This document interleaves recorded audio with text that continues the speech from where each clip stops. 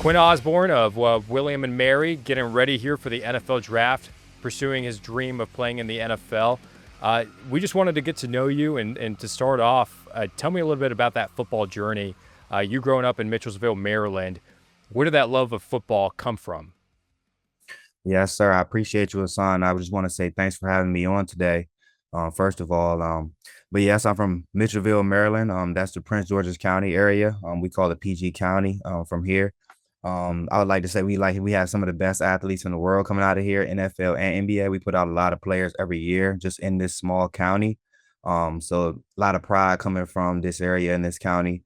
Um, First, I grew up playing. I started probably playing basketball at 3 or 4, and then I started playing football at 5. So a really young age. I probably played flag football that first year, and then after that, it was hitting the ground running. I think I've been playing about 17, 16 years straight of tackle football since I started playing here in Mitchellville, Maryland. I played for the local team, and from there, it just has always been a dream of mine, of course, to make it to the NFL. But just bigger than that, I just love playing the game of football. Just the love for the game of football grew from when I was younger, and I never stopped playing. And it's kind of always been my main sport. Well, I will say basketball for a minute there. I felt like basketball was going to be the sport for me.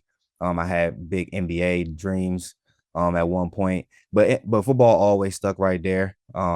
Just kind of up and down as a close second, maybe first sometimes, second sometimes to basketball, but maybe first sometimes to basketball in my life, just depending on the time period of my life and how I was feeling at that time and just kind of my dreams, aspirations. But it kind of just flipped. But yeah, football has always been something that's been, pertinent in my life from that young age, and I haven't stopped playing since.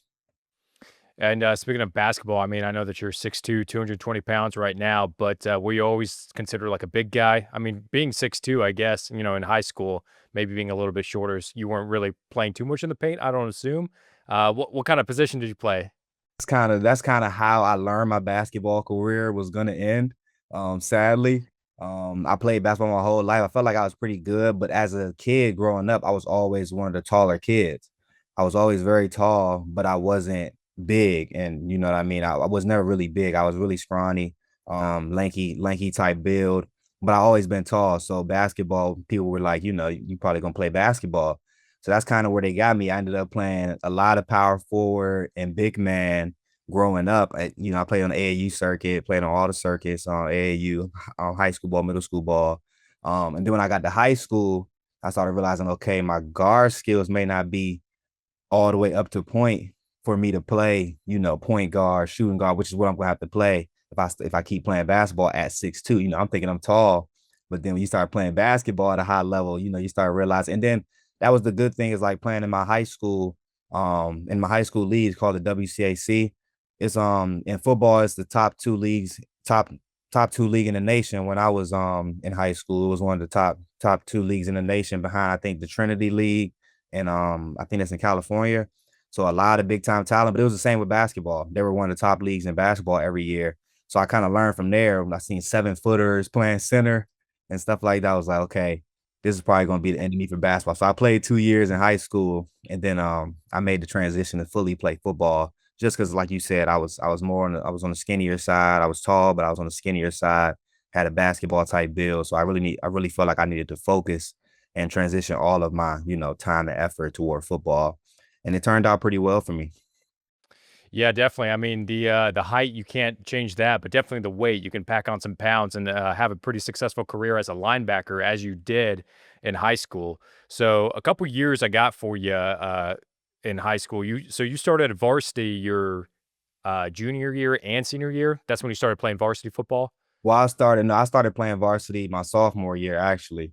I played varsity my sophomore year. I think I probably started more than half of the games that year, but initially I played DN. I played defensive end. Growing up, my whole life I played defensive end and tight end. Played a little bit of receiver in that middle school area, a little bit of receiver, but mostly defensive end and tight end. Always played DN on the defensive side. Got to McNamara, Bishop McNamara, which was my high school in Forestville, Maryland. Played DN that sophomore year, played JV football the first year at like DN and tight end, and then played varsity my sophomore year. Played a lot of defensive end that year, strictly defensive end actually. And then the next year, my junior year and senior year was the 2 years I played inside linebacker and where I thrived at. Gotcha. So you definitely found your own in at that linebacker position. Definitely those 2 years specifically, the junior year and the senior year, 120 tackles your junior year, and then in your senior year, 109 tackles. That led to a lot of interest for you around the state of Maryland. What schools showed interest the most? I would say probably my biggest offer and school that showed a lot of interest at the time was Air Force. Um, Air Force, and I would say probably Sacred Heart, Bryant, and then just multiple, a lot of NEC schools. A lot of NEC schools showed a lot of love coming out of the process. And then William and Mary happened to be my only CAA offer, which I ended up taking, of course. But yeah, those were mainly the schools that showed the biggest interest. I had a lot of interest in Air Force at the time, but really just kind of wanted to. It was in Colorado, it was kind of far, so I kind of wanted to stay. Williamsburg, William and Mary was about 2.5 to 3 hours away from my home, so I knew it'd be easy for my family, my parents, my siblings to come down and watch games as much as they wanted to. So that was kind of a big factor in my decision. Yeah, and it definitely was, and that's a good mentality to have to stay close to home, so that friends and family can come visit you, and vice versa. You can come visit home, and then at William and Mary, 2020 was that a redshirt year for you? 2020, yeah, well, I guess everybody got counted as a redshirt that year. That was a COVID year. So I graduated high school in 2020. So my first year of college was basically, COVID year. It was kind of a scratch season for everybody, I'm pretty sure. So everybody got the extra year on the back end. So yeah, yeah, they called that my redshirt year. I think we supposed to play 6 games in that spring season. We ended up only playing three, but I played in all three of them. So that was really good experience as a young redshirt freshman, just to play in that time, and then of course get it, not have that year counted was big time for me to have that extra year on the back end. But then 2021, you had a little game action. You had a total of 5 tackles. However, there was one play where you had a fumble recovery, and I'd assume, like, out of the opportunities that you had, out of 5 tackles, having that one big play of a fumble recovery, what's going through your head? It's like, "Is this the play that's gonna catapult me to becoming a full-time starter in the future?" Well, that play, I think I know a player you're talking about, maybe versus Villanova. That was a big time play for me. And then I think this is the same year where I had a pick six. I had a interception return for a touchdown, which was huge, just being that young and being in the game. And that was just really just a huge confidence builder for me. And yes, too, also just giving the coaches what, the film they need and showing them that I have the skills to play at this level. And, just really, really was big for my mental and showing myself, okay, you can do it. You know what I mean? You're here now, you can play at this level. And just that whole year was pretty big for me just in terms of experience. I played all the special teams, all 4 special teams, and then I got in a lot on nickel. I played a lot of nickel downs, was our third down package. I played the nickel backer on third down that year. So that was just a huge year for me being that young, but being able to be in the game, and have experience on special teams, plus actually getting real game live reps on defense. Just a huge year for me and experience, I would say. Absolutely. It catapulted you to having consistency and being a key piece of that tribe defense. 41 tackles in 2022, 2023. You had 19 tackles. Was that because of like an injury that you had? Yes, sir. Yes, sir. That's so that next so the next year, my junior year, which 2022, we won the championship that year. So it was a big year for us. I split it reps with one of the older captain linebackers that whole year and ended up with around 40 tackles. I had big year for me, just huge year, being able to play that whole year, basically being a starter, but just splitting reps and being in the game the whole time, also playing all 4 special teams again. Um, and then starting the last game versus Montana State and getting a lot of reps. That was huge. That was just a big competitive game for me right there, being down in Montana State and knowing what type of caliber school they are. That was a fun game to play in. But yes, it catapulted me into my junior year, which were my redshirt junior year, which is where I was prone to start. I started basically the first 2 games. And then on the second game of the season, to answer your question, I sprained my MCL and my knee. So that set me out for, I mean, looking back, I probably could have injury red shirted, but I just felt like at the time I was like, okay, I could probably, the trainers were telling me I could get back in 5 to 6 weeks, miss, 6, 7 games, but still come back for about 4 to 5 games at the end of the season. Once I heard that, I was all in. I went hard on the recovery because I just felt like, I felt like we ended up going, I think, 6-5 that year. But at that time, I felt like we could have won the championship.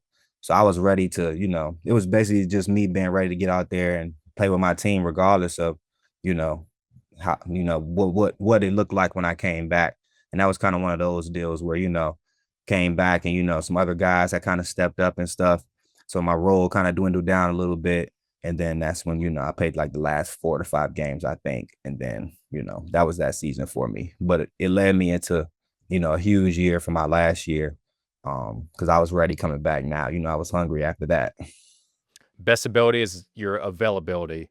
And yeah, if you're not on the field, unfortunately, it's one of those things. Someone else just takes opportunity of those chances. And when you do come back, it's nothing that you did. It's just, hey, there's someone else there, and you just got to split touches, or maybe they take over, whatever it may be. Uh, but you were still able to have a pretty solid career at William and Mary and finish strong with 79 tackles in 2024. And now you're getting ready for the NFL draft and pursuing that pro career. So when is pro day? My pro day is March 20th. So got a couple weeks now, but coming up fast. Yeah, and then what event do you feel like you could succeed at the most? I think a big event for me is gonna be, I mean, of course, the 40. I think the 40 is gonna be something that I feel like I've made great strides in during my training over the past month or two while I do my pro day training. I think that's just something that I can show the scouts, okay, he got good size, good length, and then he also, can run and move because I feel like that's a big part of my game. It's just being able to be fast and use my speed and sideline ability I have. So I see my 40 being a big event for me. Along with the 5-10-5. Okay, and so I'm not trying to make you pull a whole Isaiah Bond here. Promise one thing, then something else happens. But if you had to say around your 40 time, I guess like a window, what kind of window would you say that you could run in? I'm looking to run it in that, 4.5 to 4.6 range. Don't want to be nowhere out of that. So yeah, that's where I kind of see myself. And that's kind of where, consistently I've been looking, the numbers have been looking like throughout my training. So I'm hoping to just put it all to, the big day is coming where I just have to put it all together on the pro day now. But trainings went really well in terms of 40 testing and just training for the 40. No, that's a pretty fast time for a linebacker. So you would say that speed is a big element to your game? I feel like speed is one of the most important elements to my game. And I feel like it's something that I hold, pretty close to my heart because like I said, it's one of the strong suits of my game. Just that ability, like, as they would say for linebackers, that ability to run sideline to sideline. I feel like I have a lot of flashes of that on my tape and just showing scouts and recruits that I can just run sideline to sideline, run fast, and then also be a 3 down backer, fast enough to play on 3rd down too and guard some of the faster guys, you know what I mean? And some of the faster running backs that they have nowadays, scat backs, they call them, So yeah, I feel like speed is a integral part of my game. With linebackers, I guess more of the speedier linebackers are kind of rest in like that 3-4 kind of style of defense, where the defensive line is a little bit more hefty and the linebackers are a little bit more, faster, like you said, sideline to sideline. Was that what you guys ran the system at William and Mary? Was it 3-4? Yes, yes, we ran a 3-4 at William and Mary. That was it. It was a great system for me to be a part of, and kind of big time for me because I actually played every linebacker position that in the 3-4 system except like the edge player. On the other side we call him the cat, but I didn't play the edge rusher role, but I played like the rover, outside linebacker position, plus the will. I went to will one year, weak side linebacker. Then I moved to Mike, and I've just played, and I told you I played a lot of experience at on nickel. So I played a lot of inside backer on nickel, which is a little bit different responsibilities and stuff like that. But basically, that was kind of the best part about running a 3-4 defense. When I got there, my D coordinator was Vincent Brown. He just finished being the head coach at North Carolina A&T. Big Page, he plays in Patriots, Patriot Hall of Famer. So I credit him to bringing that defense to my attention, and then just really thriving in that defense. I feel like, I feel like I definitely can thrive in that defense again if need be. But I feel like I could play any defense if you ask me. So with the NFL, I guess you wanna have as much engagement until pro day, but in this process right now, are there any meetings of any sort that you have scheduled with any NFL teams? Do you have any Zoom calls, anything of that nature? No, I don't have any meetings right now of any sort really with any NFL teams. I'm kind of mostly looking forward to kind of just showing out in my pro day and talking to scouts there. And I think I'll have some scouts, some meetings with some scouts after that, at the pro day, you know what I mean? Stuff like that. So that's really where my mind is at right now, really getting ready for this pro day in a couple of weeks and looking to perform. Yeah, and if one of those NFL scouts see you, is impressed by you, especially with that 40 time, and they come up to you and talk to you, they say, "Hey, Quinn, you remind me a lot of blank." Who would you say that player would be in the NFL that you have a lot of comparisons to or that you model your game after? I would say that player for me would have to be Darius Leonard. I think that would be a good comp to me just because of the size and the length. One, first of all, and then two, also just him being an FCS guy, coming out of South Carolina State. He was huge for me just coming up and, throughout my college years and high school years, just watching a lot of his tape and taking a lot from his game. I feel like that would be probably my best comp. Just like I said, due to the physical nature and just the size and the length and just being able to, come downhill and really, tackling and things of that nature is why I would say. And like I said, sideline ability. Darius Leonard is pretty lengthy on the field in terms of like, his ability to cover ground and get to spaces really, really fast. So yeah, I think that would be my best comp. I don't know if you've studied a lot of NFL teams, but if you had to pick maybe a couple that you see and you're like, "Hey, I love this defensive coordinator or this defensive system," which NFL team do you feel like you could really thrive with given the system that they run? The Chargers have an inside linebacker coach, Navarro Bowman. He's also from the same area as me. Played with the 49ers, played with Patrick Willis. So I think I would love to, play for Navarro Bowman and play in that defensive system. I think that would be really fun too.